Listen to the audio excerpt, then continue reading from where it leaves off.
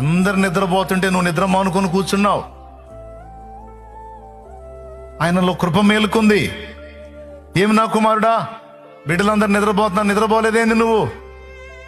నా పరిస్థితి నిద్రపోయేటట్లేదు తండ్రి, నాకు నిద్ర పట్టట్లేదు తండ్రి, నేను అనుభవిస్తున్న ఈ వేదన నాకు నిద్ర రానివ్వట్లేదు తండ్రి, నా కండిషన్ సీరియస్గా ఉంది తండ్రి.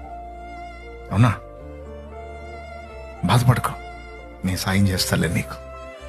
నువ్వు నిద్ర మానుకుంటే ఆయనలో కృప మేలుకుంటుంది, నువ్వు అన్నం మానుకుంటే ఆయనలో కృప మేలుకుంటుంది.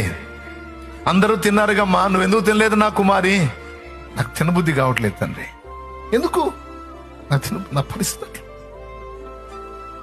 చావా బ్రతుకా అన్నట్టుంది నా పరిస్థితి, నాకు తినబుద్ధి కావట్లేదు తండ్రి. అవునా, దేన్ని బట్టి నువ్వు అన్నం అనుకున్నావు నా కుమారి?